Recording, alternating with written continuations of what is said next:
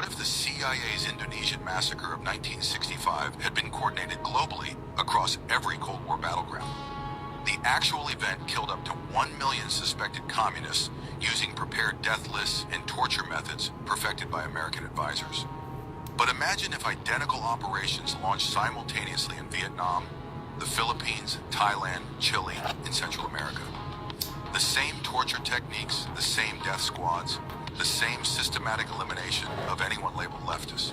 Instead of 1 million dead, we're looking at tens of millions across multiple continents. Every labor organizer, student activist, and political opponent eliminated in coordinated purges. The cascading effects would have reshaped the entire Cold War.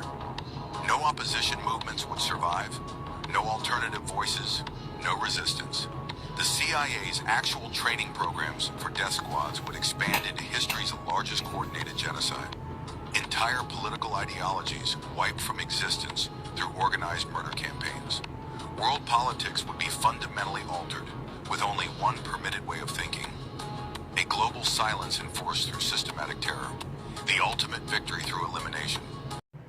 Now, although this is like a what-if scenario, but I find it really funny that a country that loves to preach and tout that they are so loving when it comes to democracy and freedom and whatnot has the same propensity or fixation like of their enemies, such as the the communists, the socialists, the boogeymans. I just find it really ironic, when you have a place that likes to tout that they're the bastion of liberal democracy in the world, in one way or another, tends to do the same things as compared to their enemies, which is the opposite of a democratic society or a democratic country, supposedly. But then again, I'm just explaining the entirety of the Cold War and the foolishness of the CIA. Weird hypocrisy, The more I get older, the more I understand a lot of things are fucking bullshit when it comes to global politics, particularly with ours. Yeah. Did you know the Soviet Union once sent a dog to space, knowing she would slowly cook alive in orbit? On November 3rd, 1957, scientists sealed Laika, a stray from Moscow's streets, into Sputnik 2. She had no idea this would be her final day on Earth. The engineers knew the horrible truth.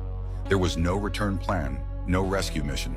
Her capsule would overheat within 7 hours of launch, turning into a deadly oven. But the space race demanded sacrifice, even innocent lives.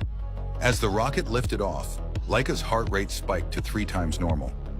Ground control watched her vital signs through their monitors. The cabin temperature began climbing rapidly. 100 degrees, then 120. Her distressed breathing echoed through the radio signals back to Earth. After 7 hours in orbit, 200 miles above our planet, her heartbeat finally stopped. For decades, the Soviets lied, claiming she died peacefully after a week. The truth only came out years later. Laika died in terror, alone in the darkness of space. Her sacrifice paved the way for human spaceflight, built on animal cruelty. That story about that dog going into space in the late 50s, yeah, that was a sad story. Poor little dog. What if America had prosecuted Wernher von Braun and 1,600 Nazi scientists instead of secretly recruiting them? At Mittelbau Dora concentration camp, 20,000 slave laborers died building von Braun's V-2 rockets. Their bodies were literally worked to death in underground tunnels. After the war, America faced a choice: justice or scientific advantage. They chose science through Operation Paperclip, giving these war criminals new identities. But what if they had chosen justice instead? Without Nazi rocket expertise, America's space program would have collapsed before it started. The Soviets would have achieved total space dominance by the 1960s. Soviet orbital weapons platforms would have surrounded Earth like deadly satellites. NASA might never have existed at all. The moon landing would have been a Soviet victory with red flags planted in lunar soil. America would have lost the Cold War through technological inferiority. One moral decision could have changed everything. Justice delayed became justice that reshaped human history. There wouldn't been no space race. America wouldn't be the global hegemon or global superpower that it is today if it weren't for that.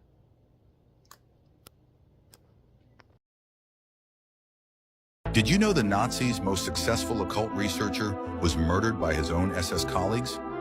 In 1929, Otto Rahn discovered the ruins of Montségur Castle in France and became obsessed with Cathar legends and the Holy Grail. This romantic medievalist caught Heinrich Himmler's attention, who recruited him as an SS officer for occult research. Rahn spent years hunting mystical artifacts across Europe, believing ancient relics could give Germany supernatural power. But he harbored two deadly secrets that would seal his fate. First, he was secretly homosexual in a regime that executed people for it. Second, his expeditions made him hate Nazi ideology, and he started writing anti-Nazi material. In March 1939, Rahn was found frozen to death on a mountain in Austria. Officials called it suicide, but evidence suggests his SS colleagues discovered his sexuality and treasonous writings. The man who fueled Hitler's obsession with supernatural weapons was likely executed by the very regime he served. His Grail research lived on, driving the Nazis' desperate search for mystical victory as the war turned against them. When I tell you that this story is so fucked up, it is fucked. Really. Like, really fucked up. Because for starters, the guy is gay, right? And he's working for the Germans in the 30s, mind you. And all in all, when it comes to, when it came to the nature of his work at the time, right? In hindsight, he was just a useful tool for their disposal, or a means to an end, to with regards to whatever fucking bullshit nonsense they had about the fucking occult. Did you know Stalin deliberately starved 7 million Ukrainians to death in just 2 years? In 1932, the Holodomor began when Soviet forces seized every grain of wheat from Ukrainian villages. They sealed the borders so no one could escape or find food elsewhere. Communist Party officials watched entire families waste away, doing nothing to help. The Petrov family started eating tree bark, then leather boots, then anything they could find. When winter came, desperate parents faced an unthinkable choice. Cannibalism spread through the villages like wildfire. Neighbors turned against neighbors, families against families. The Soviet government had to pass laws specifically banning the eating of human flesh. Children disappeared first, then the elderly, then anyone too weak to fight back. Party officials documented everything, recording the horror as it unfolded. By 1933, entire villages had vanished completely. What started as political control became normalized survival behavior across all of Soviet Ukraine. The dead were everywhere, and the living had become something else entirely. It almost seems that with regards to the Ukrainian and Russian conflict right now, that it's ongoing, it seems that the Ukrainians have a really big stake in this fucking ordeal, merely because due to their history with the Russians, because of this. It almost seems that the Ukrainians don't want to be occupied by another warring power that's next to them that always did the same fucking shit to them for centuries, albeit G-side and oppression and whatnot. Did you know Nazi doctors turned concentration camp prisoners into human test subjects for deadly disease experiments? In 1942, SS doctor Erwin Ding Schuler began his horrific work at Buchenwald's Block 46. He selected healthy prisoners for what he called medical examinations. But these weren't examinations at all. Ding Schuller injected live typhus bacteria directly into their bloodstreams, testing experimental vaccines. The prisoners had no idea what was happening until the fever started. Within days, they developed burning temperatures and violent delirium. For 2 weeks, they suffered as the disease consumed their bodies. Ding Schuller documented every symptom, every stage of their decline. Even those who survived were killed for autopsy. Different prisoners received different strains of typhus, creating a systematic study of human suffering. Over 1,000 people died in these experiments. The data helped develop vaccines that saved German soldiers, while deliberately murdering innocent victims through medical torture disguised as science.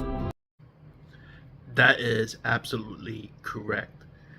A lot of people seem to forget that during the Holocaust, when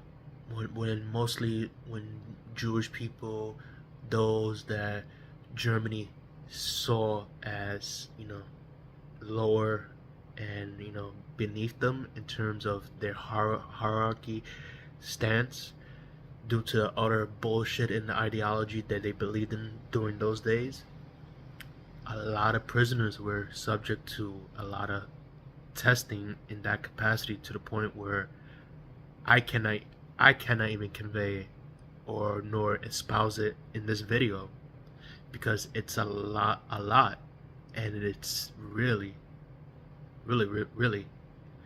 disheartening and disgusting. But then again, I realize, as a history major and as a person that studied history in college, that most warring nations, particularly global powers, throughout the entirety of history, have done this through and through in different variations with one particular group or another, and that is a fucking fact. What if two brilliant killers had never been caught after committing what they called the perfect crime? In 1924, Nathan Leopold and Richard Loeb murdered 14-year-old Bobby Franks in Chicago for pure intellectual thrill. They were caught because Leopold's unique eyeglasses were found at the crime scene. Only 3 pairs like them existed in the entire city. But what if those glasses had been overlooked or destroyed? The two would have walked free, emboldened by their success. Leopold and Loeb weren't driven by rage or desperation. They killed for the mental challenge. Without capture, they would have refined their methods, selecting new victims to satisfy their twisted curiosity. America could have faced its first serial killer duo, targeting children across the Midwest. Their actual confessions helped establish the insanity defense in early criminal psychology. Without this case, modern profiling techniques would have developed decades later. 2 genius psychopaths would have had years to perfect murder as an art form. The perfect crime would have become perfectly repeatable.